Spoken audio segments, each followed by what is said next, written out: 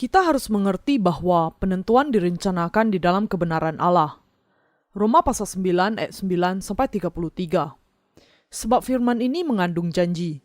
Pada waktu seperti inilah aku akan datang dan Sarah akan mempunyai seorang anak laki-laki. Tetapi bukan hanya itu saja.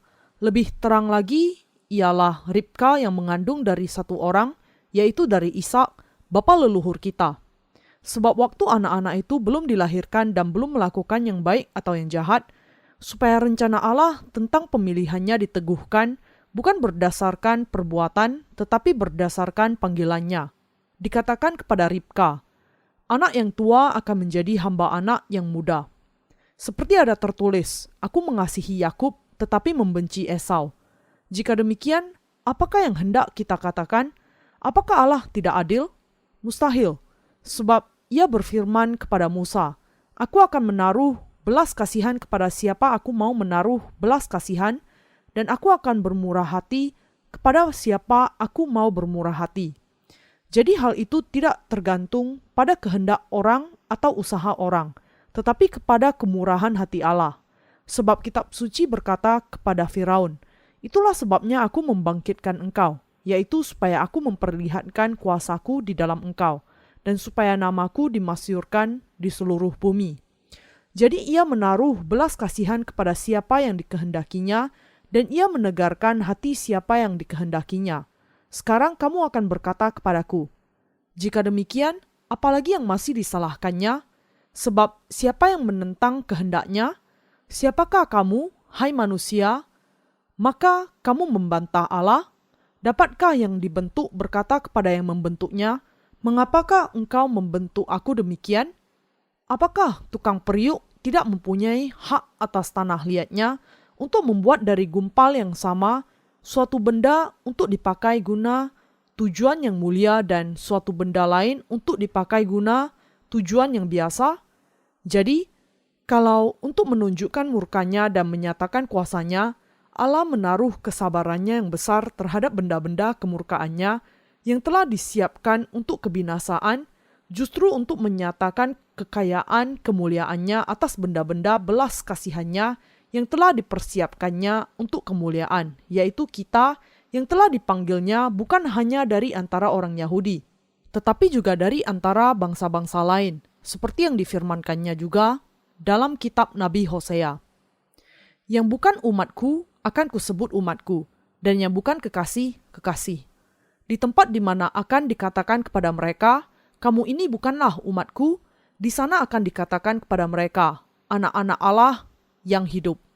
Dan Yesaya berseru tentang Israel, sekalipun jumlah anak Israel seperti pasir di laut, namun hanya sisanya akan diselamatkan, sebab apa yang telah difirmankannya akan dilakukan Tuhan di atas bumi, sempurna dan segera.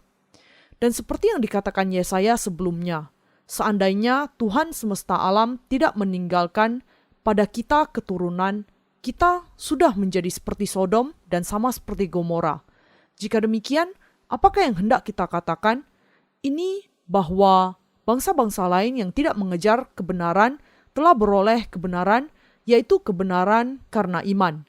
Tetapi bahwa Israel sungguh pun mengejar hukum yang akan mendatangkan kebenaran, tidaklah sampai kepada hukum itu. Mengapa tidak?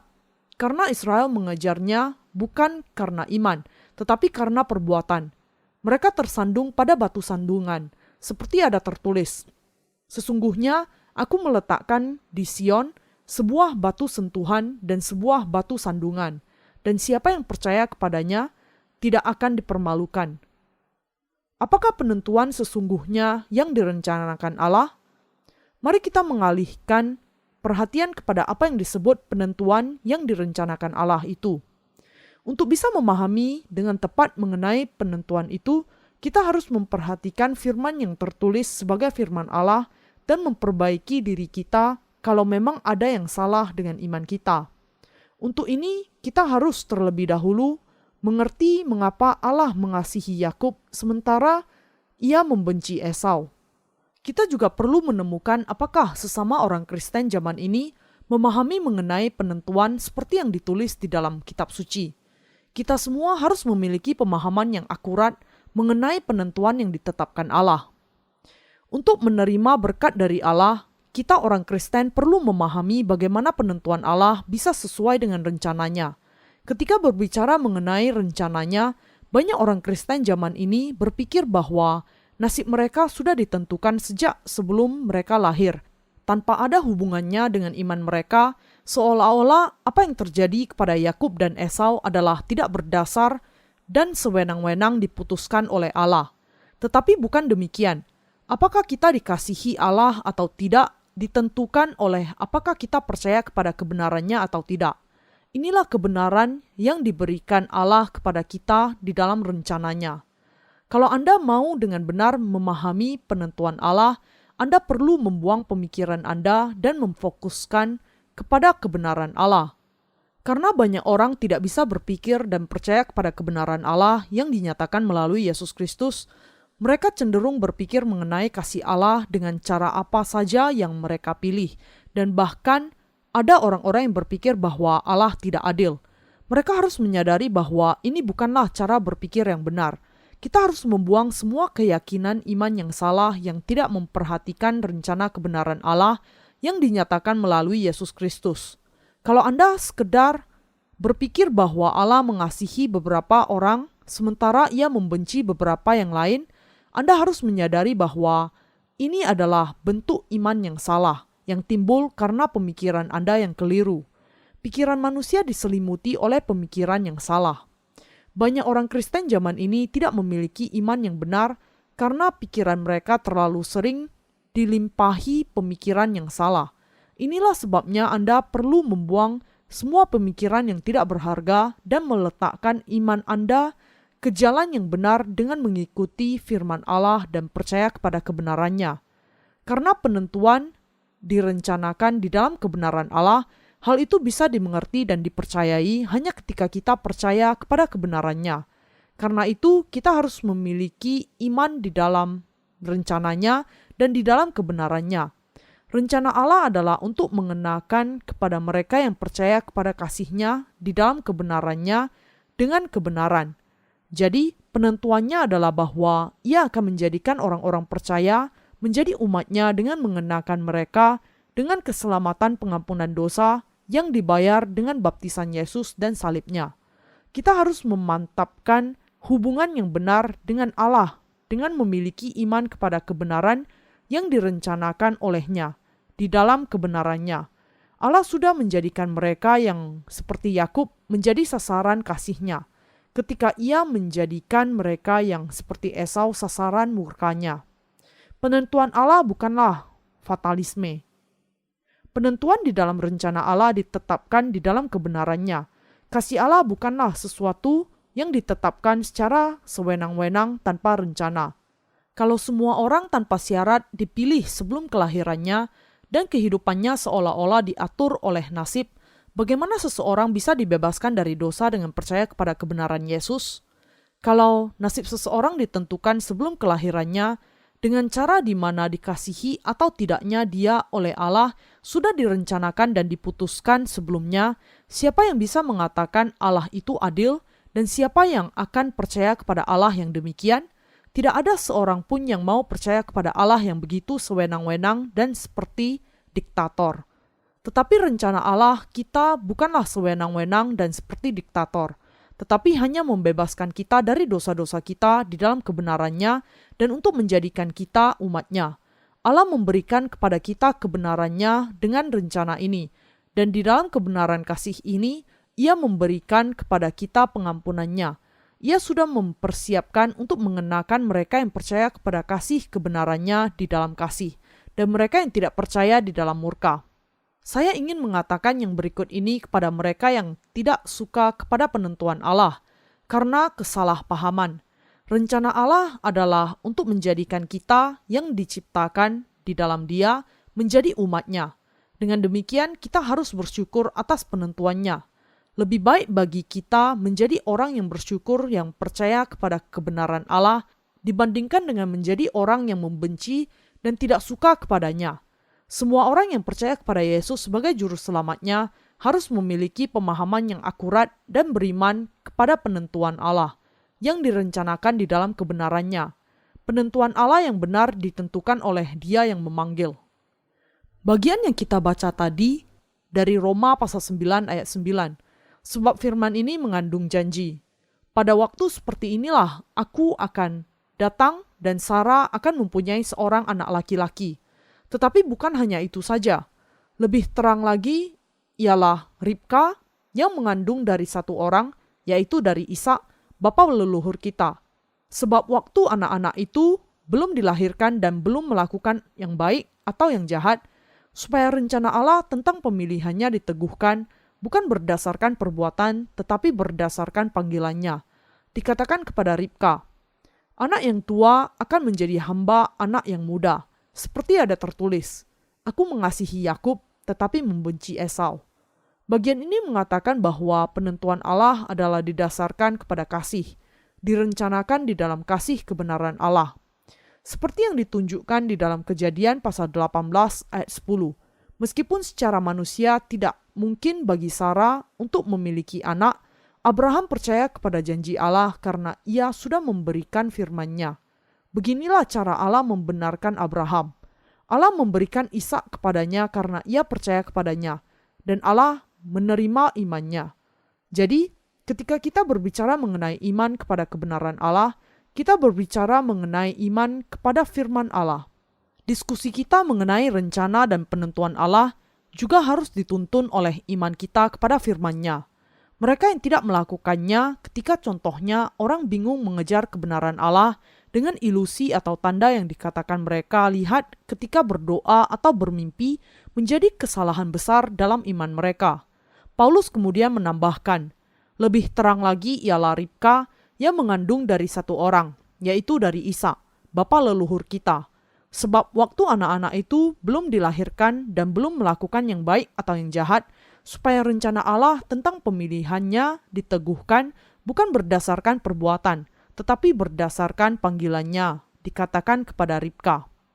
Anak yang tua akan menjadi hamba anak yang muda. Kitab suci mengatakan bahwa Ishak yang belum memiliki anak berdoa kepada Allah, dan Allah menjawab dengan memberikan kepadanya anak kembar. Kita bisa melihat bahwa penentuan direncanakan di dalam kebenaran Allah memiliki hubungan yang pasti dengan iman mereka yang dikasihi olehnya. Perlu diulangi lagi ayat 11 di sini. Sebab waktu anak-anak itu belum dilahirkan dan belum melakukan yang baik atau yang jahat, supaya rencana Allah tentang pemilihannya diteguhkan bukan berdasarkan perbuatan, tetapi berdasarkan panggilannya. Kunci kepada memahami kebenaran mengenai penentuan dan pilihan di dalam rencana Allah adalah bahwa tujuan dari Allah berdasarkan panggilannya. Antara Yakub dan Esau, sesuai dengan penentuan di dalam rencana Allah, Allah memanggil dan mengasihi Yakub. Ketika Allah memanggil manusia dan mengasihi mereka, dengan kata lain, memanggil dan mengasihi orang-orang yang seperti Yakub jauh dari keadaan menjadi orang benar. Allah tidak memanggil Esau yang menganggap dirinya benar dan penuh dengan kebanggaan. Dalam penentuan Allah sesuai dengan rencananya, sudah pasti bahwa Allah akan memanggil dan mengasihi orang-orang seperti Yakub.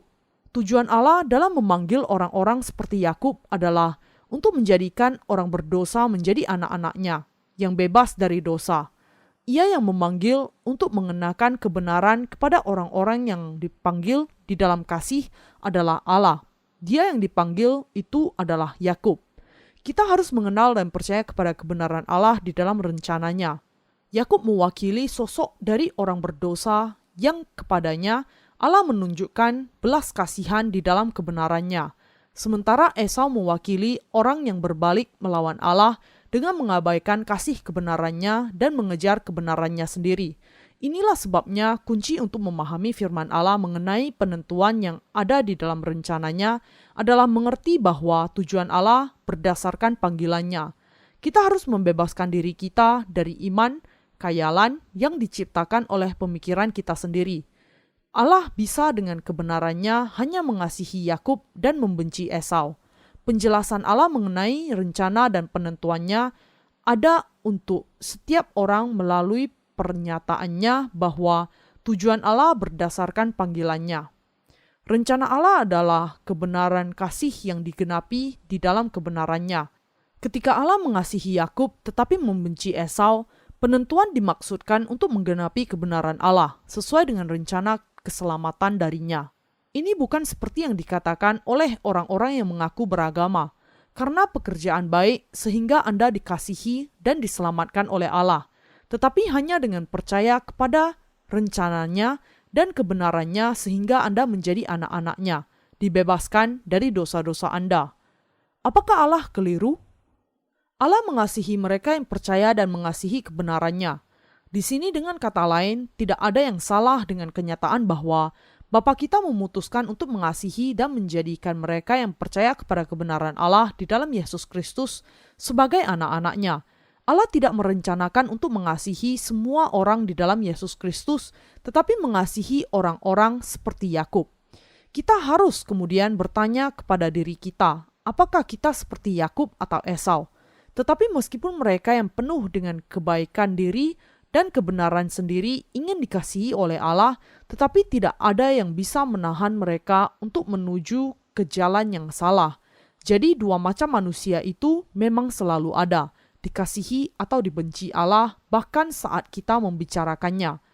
Kita harus mengucap syukur kepada Allah dan memuji kemuliaannya dengan percaya kepada kasih kebenarannya dan rencananya bagi keselamatan kita. Kita juga harus bersyukur kepadanya untuk kenyataan mengenai Injil, air, dan roh yang di dalamnya kita percaya, yang secara ajaib memancarkan kebenaran Allah.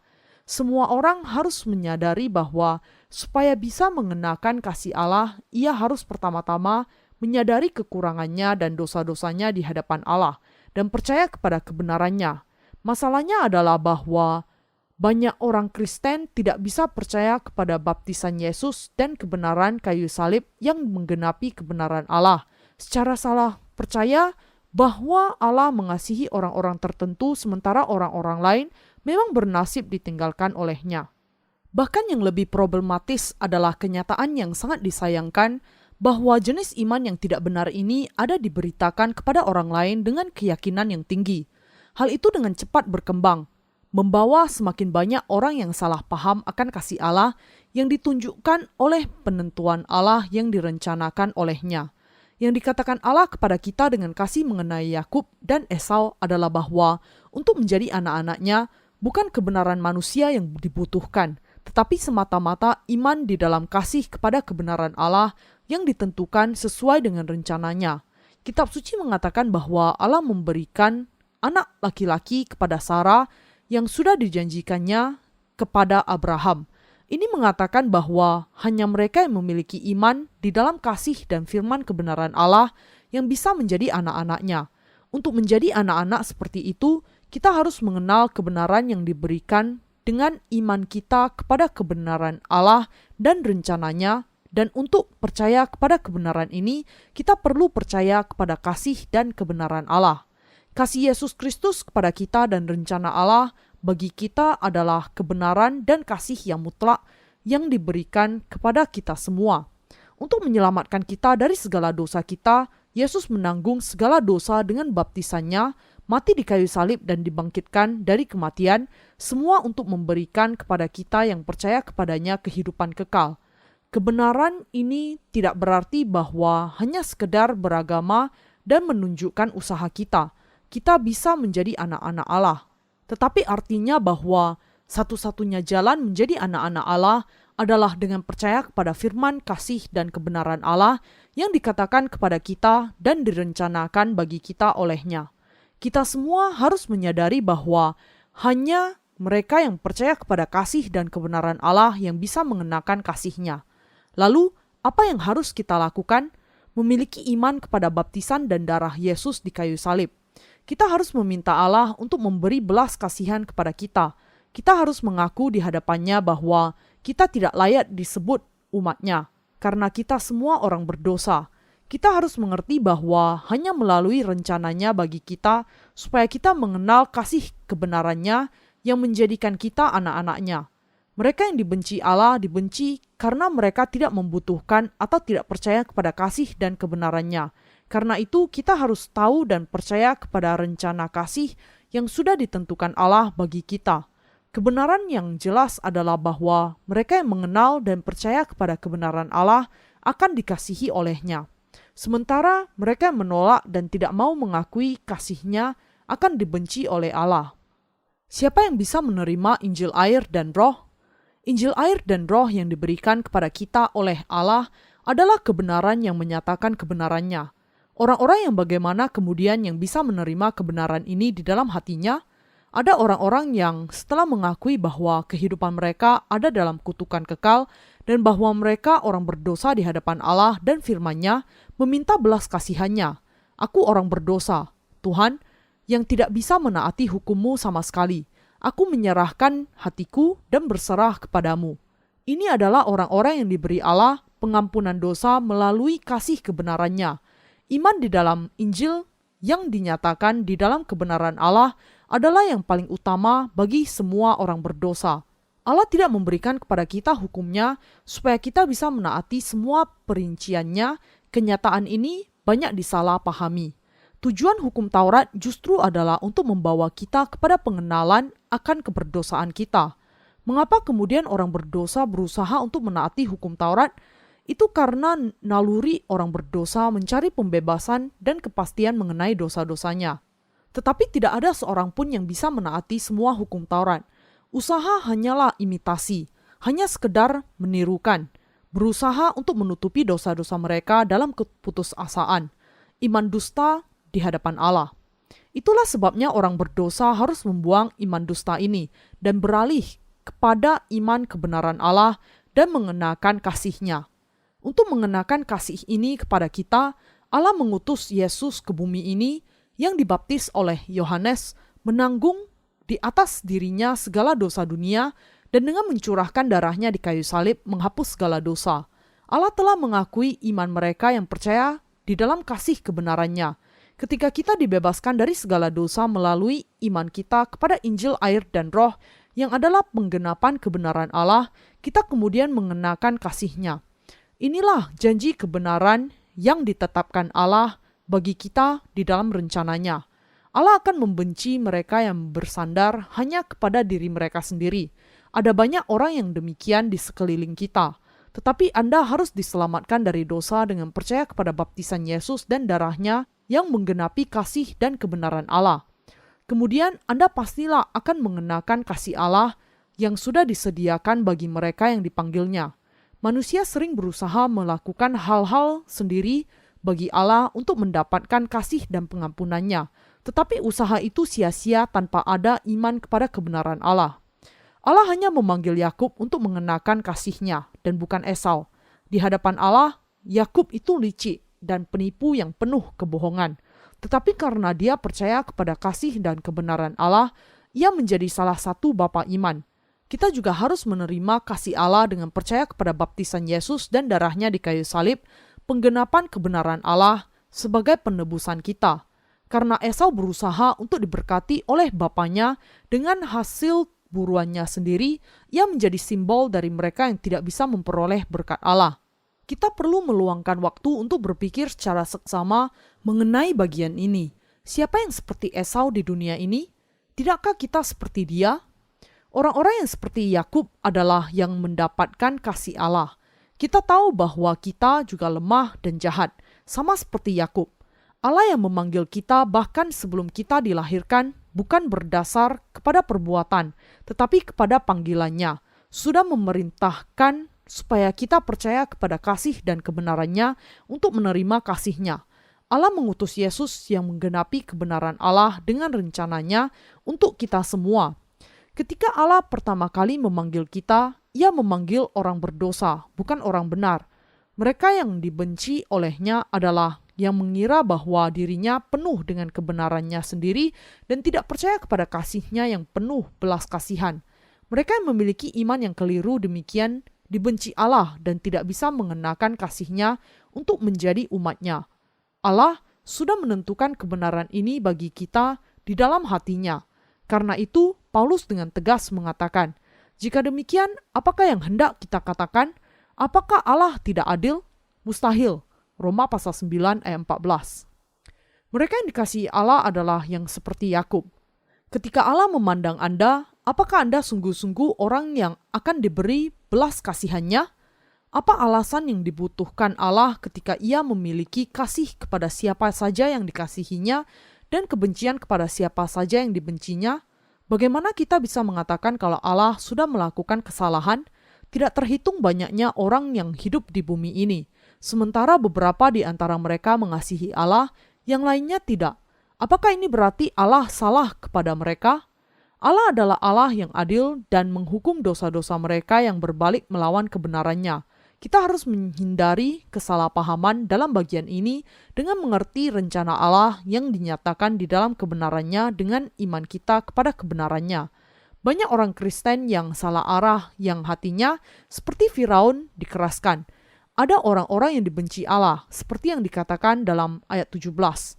Sebab kitab suci berkata kepada Firaun, "Itulah sebabnya aku membangkitkan engkau, yaitu supaya aku memperlihatkan kuasaku di dalam engkau, dan supaya namaku dimasyurkan di seluruh bumi." Kita semua tidak sempurna di hadapan Allah. Lalu kita tidak boleh menjadi seperti Firaun. Haruskah Allah membenci kita yang sama kerasnya dengan Firaun karena tidak percaya kepada baptisan Yesus dan darahnya di kayu salib bagi penebusan kita? Ya, orang-orang seperti Firaun berbalik melawan Allah. Orang-orang itu membanggakan dan bersandar kepada kebenarannya sendiri. Tetapi kebenaran mereka sendiri tidak bisa menebus mereka dari dosa-dosa mereka sendiri. Kepada apa Firaun bersandar? Ia percaya dan bersandar kepada sungai Nil. Ia berpikir bahwa selama ia memiliki persediaan air yang melimpah, segala sesuatu akan baik-baik saja. Inilah sebabnya Allah membenci orang-orang seperti Firaun. Siapa saja yang hatinya dikeraskan seperti Firaun akan dibenci dan dikutuk Allah. Anda tidak boleh seperti dia. Dengan menerima kasih yang penuh, belas kasihan yang diberikan secara cuma-cuma kepada Anda justru bisa menjadi anak-anaknya. Apakah Anda dengan sukacita setuju dengan rencana kebenaran Allah? Apakah hati Anda bersiap untuk menerima kasih kebenaran Allah yang ditentukan bagi Anda di dalam rencananya? Ada beberapa orang yang meskipun percaya kepada Yesus menderita karena mereka salah paham akan rencana Allah. Orang-orang seperti itu bertanya, "Aku percaya kepada Yesus, tetapi apakah Allah memilih aku? Kalau Ia tidak memilih aku, apa gunanya imanku? Apa yang harus aku lakukan? Aku tidak boleh berhenti percaya kepada Yesus. Apa yang harus aku lakukan? Aku sungguh-sungguh percaya kepada Yesus. Tetapi, apa yang terjadi kalau aku bukan pilihannya?" Mungkin mereka berusaha untuk menghibur diri dengan berpikir, "Karena aku percaya kepada Yesus dan menghadiri kebaktian gereja, Allah pasti sudah memilih aku. Pasti ini kasusnya. Di surga pasti ada satu tempat untukku." Tetapi kemudian mereka jatuh ke dalam dosa dan bertanya-tanya lagi, "Allah pasti tidak memilih aku." Mungkin ini saatnya berhenti percaya kepada Yesus. Dengan kata lain, mereka berpikir sendiri, menyimpulkan sendiri, dan mengakhiri semuanya sendiri. Orang-orang seperti ini akan membutuhkan pemikiran ulang akan pemahaman mereka mengenai rencana Allah dan mencapai pemahaman yang benar untuk percaya kepada Yesus sebagai juru selamat mereka. Mereka yang lebih percaya kepada pengajaran para teolog dibandingkan dengan firman Allah sendiri, sebaliknya mungkin berkata, "Bukankah Allah mengatakan bahwa yang tua akan menjadi hamba yang muda, dan bahwa Ia mengasihi Yakub sementara membenci Esau sebelum mereka dilahirkan? Karena kita percaya kepada Yesus sekarang, pasti kita juga diputuskan untuk diselamatkan sebelum kita dilahirkan." Tetapi Rasul Paulus mengatakan bahwa penentuan itu direncanakan oleh Allah, bukan berdasarkan perbuatan, tetapi berdasarkan panggilannya. Menaati hukum Taurat tidak membuat seseorang menjadi anak Allah.